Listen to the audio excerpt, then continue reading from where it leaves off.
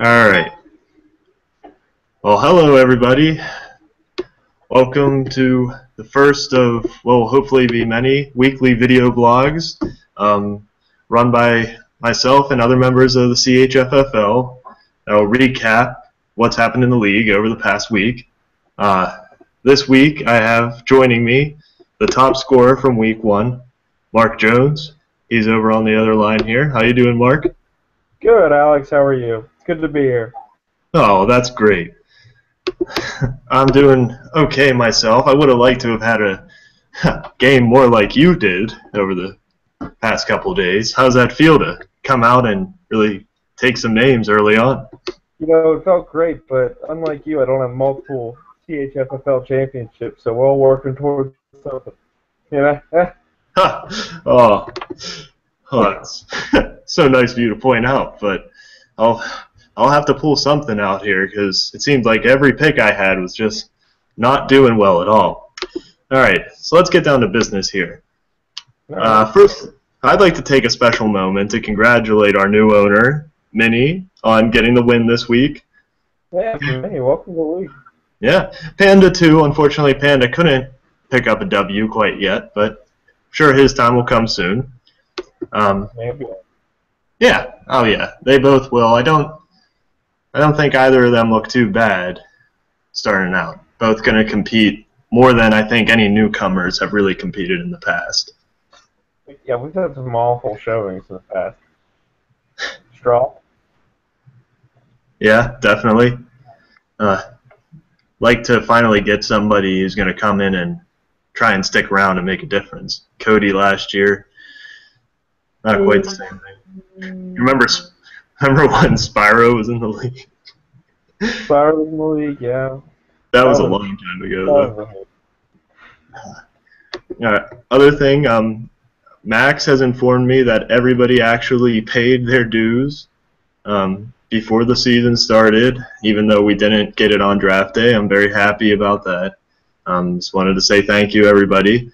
If anybody has any questions about how we're doing it this year with $20 buy-in, then $10 is for your quality assurance. If you start guys who are on a bye week, or if you start injured guys, that's not going to fly, and we're going to keep that money and throw it in the pot. All right, if I get a late scratch, I'm still okay, right? If you get a what? If I get like a late scratch? Oh yeah, that's all in the big terms document that I'm sure nobody read. And first of all, everything's up for review by the league, so we're not going to be dicks about it. But it's if they're injured multiple days and ruled out within, I think, 48 hours. I'll have to check, but I think 48 hours if they're ruled out of the game, you should get them out of your lineup. That's fair. All right. So while I have you as our special guest this time, talk to me a little bit about how the draft went, because you seem to have come away with the strongest team, at least through 1 week. What do you think were some of your big picks that were helping out? Right now, I think one of my big picks is Julius Thomas. I mean, he really panned out in week 1, but then again, it's only week 1, so we got a long way to go here. I don't know whether I was excited to see or sad to see that I had that big of a week 1 score and only 1 point from Jamal Charles and couldn't even get a start from Cam Newton week 1. So it'll be good moving forward. I think I have a lot of depth on the team this year, which I haven't had in a few years. Yeah, that's always good to have, and that's what I'm kind of banking on. My bench scored plenty of points, which seems to always happen to me at the beginning of the year. But I'm sure Jamal Charles will turn it around. You know, he did really well for me last season, except in the only game that mattered. So that was a positive experience. I have to say, you do have a lot of depth there. I mean, just looking even at your bench, you're gonna be solid. I'm going to make it for the first stretch of this year, and then maybe make some trades toward the end here. Yeah, that's actually something I was going to bring up, is that we haven't had any trades yet in the league, which to me is sort of an anomaly. Normally people get out of the gates and are trying to trade. I've had one offer, I know. I want to personally thank Parker and Grant for not doing anything this year trade-wise. Well, Grant didn't really have time to trade like 30% of his picks away before the draft, which he normally does. I'll give you my first, third, fourth, fifth, and eighth for your second, fourth, third, second, whatever he can do. All right. So now we're going to get. What was that? It always magically works out sometimes. Teams on season. Yeah. That really. Oh, I'm too bitter about that. That was me one year. I remember he made some trade and everybody was ripping on him, but then by the end of the season, that actually worked out. Yeah, it worked out so well. All right, so let's jump into the games here. We're gonna go through what's been happening. I'm gonna get up on the board here. We'll start with my game. I played Grant in the regular season opener. We've kept the same schedule, so if anybody hadn't noticed recently, that sort of becoming a tradition who you play at the beginning and at the end of the year. So Grant's team mostly auto-picked. He couldn't show up for the draft. He didn't set his rankings, but it always goes to show that no matter how much you claim you don't believe in the ESPN experts, they're going to give you an average team. Good way to put it. Yeah, I mean, I think Forte, Murray, and Stacy are a group of 3 running backs you can't be too upset to have. He really one of the better running backs for the league. Yeah, most definitely. And I mean, maybe you wouldn't have had the guts to really take them in consecutive rounds the way the auto pick did, but it could work out for you. I mean, running back. So I picked Eddie Lacy and Toby Gerhardt, and both of them had injuries the first week. So I'm really hoping that they'll be better. Grant's got to pick up some of his receiving production. Keenan Allen only put up 3 points this week, and Jason Witten didn't score any. That's not going to do it too often, but otherwise everything went okay. Nick Foles was sitting at -6 points for a lot of the game, and I don't know what happened, but he must have started doing a little bit better. So let's move over now. You want to talk about your game a little bit, you and Pa? Yeah, I mean, we can talk about that. I mean, the game was obviously in hand from the very start. There really wasn't much going on, but right off the bat, Antonio Brown got hot, and Julius Thomas kind of solidified that again. It was really nice to see the Houston Texans defense really step it up. Parker didn't get too much help from a lot of people on his team. Really was down the whole entire week all around, but worst case happened, and his defense went negative on him. So that'll kill you any week. Oh yeah, you can't have that happen. That's such a pain too, because it can be so unpredictable. I noticed that the Saints defense is already in free agency after 1 week in our league. They scored -9. Who had them this week? I didn't even see. I had them in another league. I won't lie. I wasn't proud of that. Oh, that's terrible. But Pa's got some work cut out for him. Matthew Stafford scored about 40% of the points. Comes through for him every year, though, doesn't he? Yeah, and everybody else knows that's who Parker's going to wind up with him, and nobody really expects it to make much of a difference. All right, let's move over. This was the game I had my eye on for most of Sunday, was Ryan versus Swan. Both of them put up good numbers.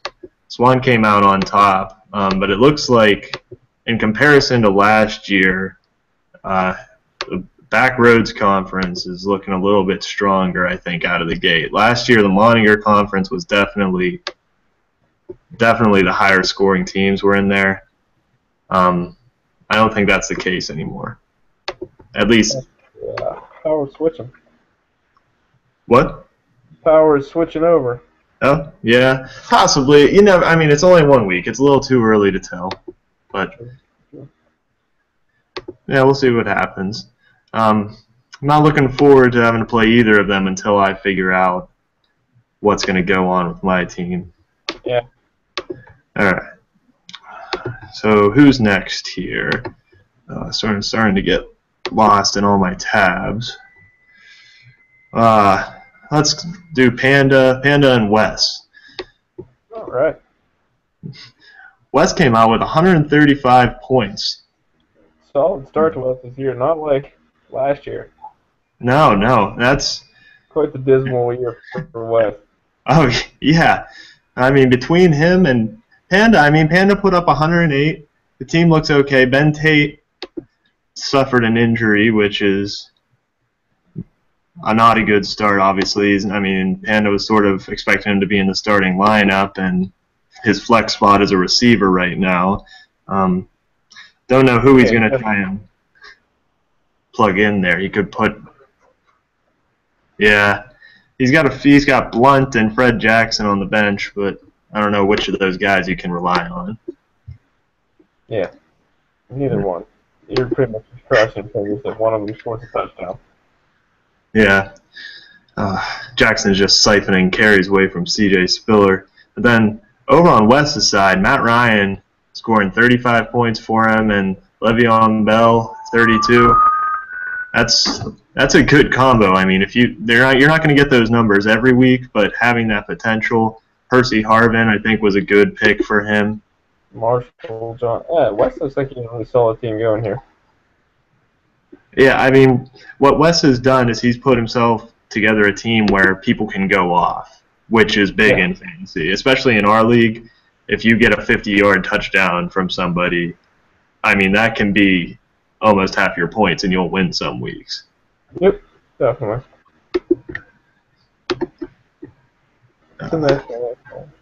Yeah, all right. We have a couple more here. All right, Stan and Marty. Cool. Stan wasn't looking good out of the gate. AJ Green, though, and Cordell Patterson really picked up this win for him, scoring 54 combined points. What do you? Out of his slow start between Rodgers and Cobb, I must say it was actually pretty humorous to watch him, but sadly, you can admit it. We all kind of want Rodgers to do badly when Stan hasn't. I've been watching Sunday football with Stan for the last 4 years. It's always entertaining. Oh, definitely. I did miss out on a lot of that going up to main campus. I bet you guys had a lot of fun. Over on Marty's side, Steve Smith did break for the big touchdown. He not somebody I think I expected to put up 26 points, but kept seeing him go off. Not at all. And, I'm kind of thanking Marty right now because I really was thinking I was going to take Maurice Jones-Drew, but hey, this keeps up. Marty's all yours. Yeah, I was looking at Jones-Drew as well. I think I took Gerhardt over him. I didn't like Jones-Drew had some sort of a little nagging injury. I didn't want any part of that. Yeah, good point. Good point. Ingram put up 20 points on Marty's bench, though. Maybe he'll find himself in the flex spot next week. Hey, you see him there. 2 touchdowns, though. Those next week. That would scare me. That's not going to be every week for sure. All right, last game, Max versus Minnie. This was, we praised Minnie for picking up the win, but Panda actually scored more points, I guess, so deserves some credit for that. Hey, wins are wins. Yep, that's what I've learned. You look back at my seasons where I won the championships. Terrible. Every week winning with 85, and then boom, championship. Yep.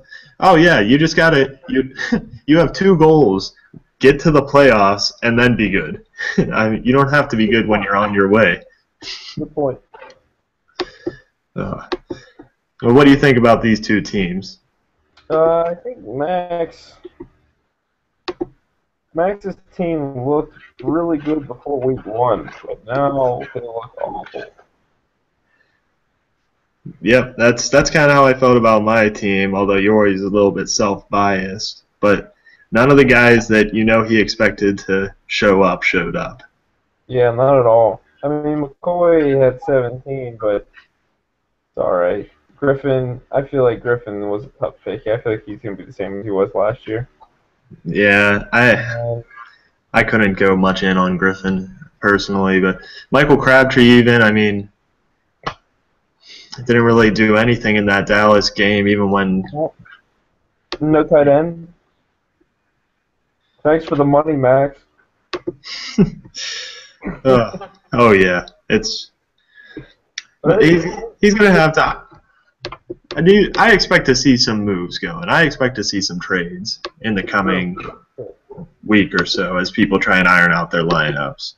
But that does it for our week recap. Let's just do a quick overview. There haven't been many transactions. I want to talk in this segment every week about trades and pickups, but there really hasn't been anything huge to discuss. I'd say the biggest thing that happened this week was on the waiver wire was